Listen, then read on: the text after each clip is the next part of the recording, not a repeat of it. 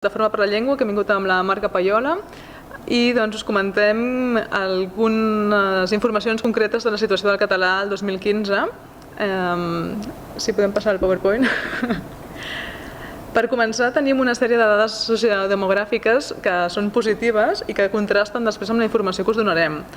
Per una banda, tenim que la llengua catalana és parlada a 4 estats europeus i és la 14a llengua més parlada de la Unió Europea. És una llengua amb molt de potencial que ha guanyat en una dècada 1,5 milió de parlants. Per tant, diguéssim que tenim una sèrie de dades positives, que podrien ser moltes més, però que hem resumit en aquestes per d'alguna manera veure el potencial de la llengua. I ara passarem a veure algunes dades de cultura i mitjans de comunicació que contrasten amb el que us hem dit. Per exemple, tenim que de les pel·lícules que es poden anar a veure als cinemes de Catalunya, només un 5% són subtitulades o doblades en català. Per tant, diguéssim que és un percentatge mínim i irrisori que no es correspon amb la realitat. És a dir, hi hauria d'haver molta més oferta de pel·lícules en català. Al País Valencià teniu una situació en què, bé, en els mitjans de comunicació teniu 36 canals de televisió en llengua castellana i no es pot veure cap canal en llengua catalana. Per tant, això és una gran paradoxa, com pot ser que no hi hagi cap canal, cap mitjà en la llengua pròpia del país. La següent diapositiva és sobre el món empresarial. De totes les dades que us podia aportar, he triat una concretament de l'etiquetatge, en què tenim que actualment trobem 202 llengües que fan el castellà obligatori en l'etiquetatge a Catalunya i tan sols 2 llengües que fan l'etiquetatge pel català. 2 lleis. 2 lleis. Per tant, trobem una gran, diguéssim, diferència entre les 202 que obliguen a etiquetar en castellà i les 2 que, diguéssim, regulen el tema català. Pel que fa al següent punt, aquest és una gran qüestió, sobretot en els darrers mesos i anys, que és el de la immersió lingüística a Catalunya, el sistema, diguéssim, model per molts altres estats del món, que sempre s'ha vist com molt eficient, que tenia aquesta immersió en català en els estudiants.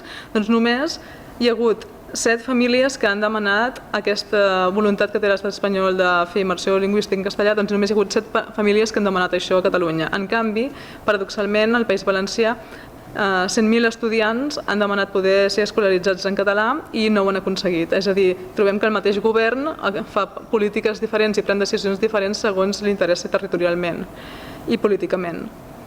El quart àmbit que tractarem avui és el de justícia. També de moltes dades que tenim, hem triat dels percentatges de sentències en català, que és només un 12,7%, o de documents legals en català, que és només un 8%. Per tant, tots els documents que passen per l'àmbit judicial, només un percentatge molt petit són en la llengua pròpia del país, la majoria en castellà. I finalment també tenim un altre àmbit, que és l'oficialitat i el reconeixement, en què hi ha molts problemes per poder viure plenament en català també en el tema oficial.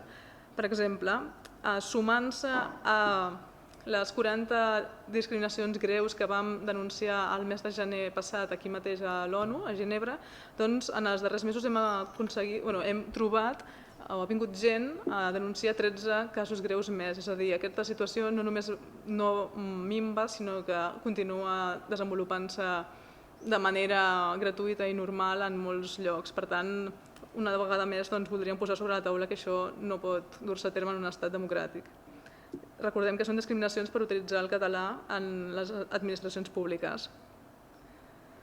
I després, per també destacar un altre àmbit, trobem que de tots els països de l'àrea Schengen, són 32 països, l'estat espanyol és l'únic que no reconeix la llengua parlada per més del 10% dels seus ciutadans.